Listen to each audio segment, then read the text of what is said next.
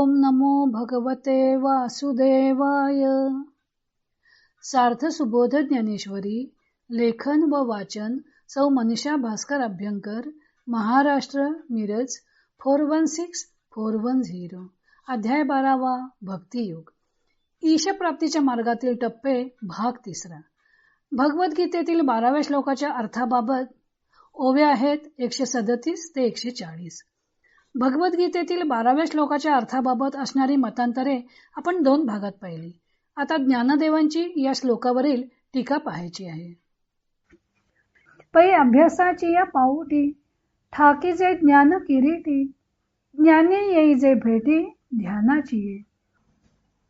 मग अर्जुना, अभ्यासाच्या म्हणजे वरील 9व्या श्लोकात सांगितल्याप्रमाणे पायरीने ज्ञान म्हणजे परमेश्वराचे परोक्ष ज्ञान प्राप्त करून घ्यावे व त्या ज्ञानाच्या योगाने ध्यानाच्या भेटीस यावे, म्हणजे त्या ज्ञानाने माझ्या स्वरूपाचे ध्यान करावे. मग ध्यानासी खेव, देती आघवेची भाव, तेव्हा कर्म जात सर्व दुरी ठाकी. मग सर्व भाव म्हणजे कायिक, वाचिक, मानसिक भाव ध्यानाला आलिंगन देतात, म्हणजे ध्यानात गढून जातात. त्यावेळेला कर्म मात्र जेवढे आहे ते दूर राहते.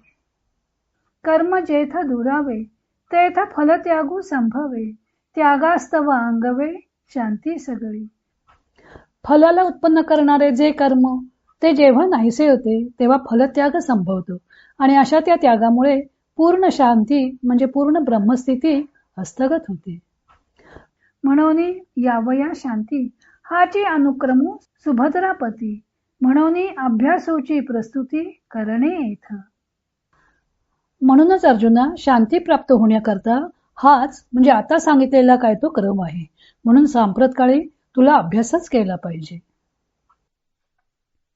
भगवंतांनी सांगितलेल्या श्लोकाचा स्थूलमानाने अर्थ असा होतो की अभ्यासापेक्षा ज्ञान चांगलं, ज्ञानापेक्षा ध्यान श्रेष्ठ, ध्यानापेक्षा कर्मफलत्याग अधिक श्रेष्ठ आहे, कारण कर्मफलत्यागापासून शांती लगेचच प्राप्त होते. भगवंतांनी श्लोकात श्रेय व अनंतरम अशी 2 पद वापरलेली आहेत आणि अभ्यासात, ज्ञानात, ध्यानात या पंचमीने युक्त शब्दांचा पेक्षा असा अर्थ घेतल्यामुळं काही विद्वानांचं असं मत आहे की त्यातील श्रेय या पदावरून श्रेष्ठत्व क्रम व अनंतरम या पदावरून कालक्रम अभिप्रेत आहे. ज्ञानदेवांनीही या श्लोकाचा भगवंतांना अभिप्रेत असणारा दुहेरी अर्थ केला आहे असं त्यांनी मानलेलं आहे. त्यांच्या मते पहिल्या 3 ओव्यामध्ये त्यांनी कालानुक्रम वर्णन केलं आहे. ज्ञानदेव सांगतात की अभ्यासाच्या पायरीनं ज्ञान प्राप्त करून घ्यावं व ज्ञानाच्या योगानं ध्यानाच्या भेटीस यावं. अभ्यास कसा करावा ते त्यांनी 9व्या ओवीच्या श्लोकावरील टीकेत स्पष्ट केलं होतं. मन आणि बुद्धी भगवंतांच्या ठायी एकदम जडवता येणार नाही, तर त्यासाठी 8 प्रहरांमधील एक निमिष भगवंतांकडे चित्त लावण्याचा प्रयत्न करावा. 1 निमिष जरी चित्त भगवंतांच्याकडे लागलं तरी तेवढे 1 निमिष ते विषयांपासून दूर राहील आणि अशा प्रयत्नानंच एक निमिष वाढवत जात भगवंतांच्या ठायी चित्त स्थिर करण्याचा अभ्यास करावा, म्हणजे मग ज्ञान प्राप्त होईल. अभ्यास ही पहिली पायरी आहे. अभ्यासाने ज्ञान झाले की मन ईश्वराच्या चिंतनातच मग्न होऊन राहील. ही आपसूक घडणारी गोष्ट आहे. असं ध्यान सर्व काळ होऊ लागलं की चित्तात दुसरी कोणतीच वृत्ती उठत नाही. तो सर्व भावे त्याचंच सुख अनुभवतो. त्याआधी मी देह आहे ही भावना दृढ असल्यामुळं देहाशी ऐक्य झालेलं असतं. अंतःकरणात देहाचंच ध्यान असतं. मन व इंद्रियांचा सर्व व्यापार हा देहाकरताच घडत असतो. देहोहम म्हटल्यामुळं देहाला जे जे सुखप्रद असेल ते मिळवण्याची मनुष्याची खटपट असते. अर्थातच ही सर्व कर्मे मी करतो आहे असं अहंकर्तृत्व त्यामागं असतं. परंतु परमात्म्याच्या ज्ञानामुळं तोच अखंडैकर असा आहे, सर्व ठिकाणी तोच व्यापून राहिलेला आहे हे ज्ञान झाल्यामुळं साधकाला स्वतःचं वेगळं अस्तित्व जाणवत नाही. तो परमात्म्याशी एकरूप झालेला असतो. साहजिकच हातून जे जे कर्म घडतं ते परमात्म्याचेच आहे हा भाव दृढ होतो. अहंकर्तृत्व राहत नसल्यामुळं कर्म करून सुद्धा ते न केल्याप्रमाणे होतं, म्हणजेच त्याचं फळ कर्त्याला लागत नाही. हेच कर्माचे दुरावणे असते. हा सहज घडणारा फलत्याग आहे. या फलत्यागामुळे शांती आपलीशी होते. तेव्हा शांती प्राप्त करून घ्यायची असेल तर अभ्यास, ज्ञान, ध्यान, कर्म, फलत्याग आणि शांती असा हा क्रममार्ग आहे. आत्मज्ञानाच्या योगानं परमात्म्याचा अखंड वास चित्तात होऊन त्याचे ध्यान घडते. त्यामुळे स्वतःचे अकर्तृत्व कळतं. अकर्तृत्व ओळखलं की फलत्याग सहजच घडतो. कर्माच्या फलाचा त्याग घडणे ही गोष्ट सर्व योगात श्रेष्ठ आहे. पण वरवर दिसायला सोपी असली तरी ही गोष्ट तितकीच अवघड आहे. कारण यद्यद हि कुरुते जंतु तत्तत कामस्य चेष्टितम. काहीतरी कामना मनात ठेवूनच जीव कर्म करण्यास सुरुवात करतो. काही कामना नसेल तर जीवाची कर्म करण्याकडे प्रवृत्तीच होणार नाही. पण जेव्हा या कामना नाहीशा होतील, कर्मापासून फळ मिळवण्याची इच्छा नाहीशी होईल, त्यावेळी मात्र त्याच्या हातून कर्म घडेल ते केवळ ईश्वर इच्छेनेच घडेल. आणि ही गोष्ट अभ्यासानंच शक्य होणारी आहे. कर्मफल त्यागामुळं अखंड शांती प्राप्त होते.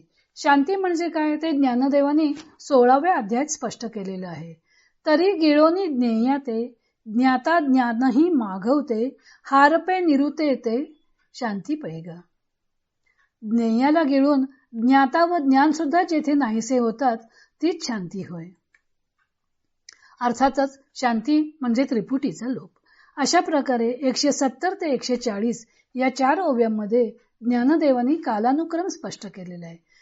12व्या अध्यायातील श्लोक 8 ते 11 या 4 श्लोकात भगवंतांनी माझ्या ठाई मन आणि बुद्धी ठेव, अभ्यासायोगाने मला प्राप्त करून घेण्याची इच्छा कर, मत प्रित्यर्थ कर्म कर, कर्मफलाची इच्छा धरू नकोस, तर त्यांचा त्याग कर असं सांगितलं.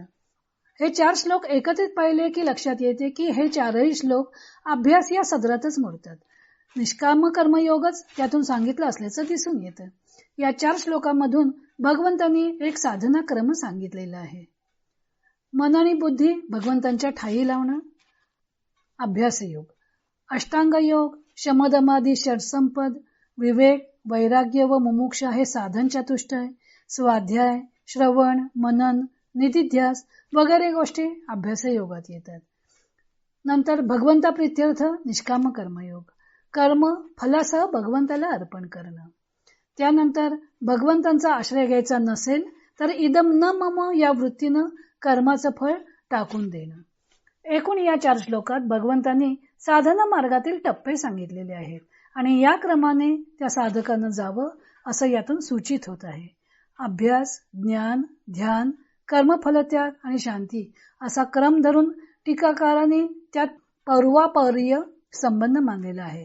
तसेच उत्तरोत्तर मार्ग हे श्रेयस्कर आहेत असेही मानलेले आहे. वास्तविक मुमुक्षुला अध्यात्माकडे वळवणं हा भगवंतांचा उद्देश आहे. आता श्रेय या पदाचा अर्थ ज्ञानदेवाने कसा केलेला आहे ते आपण उद्या पाहू.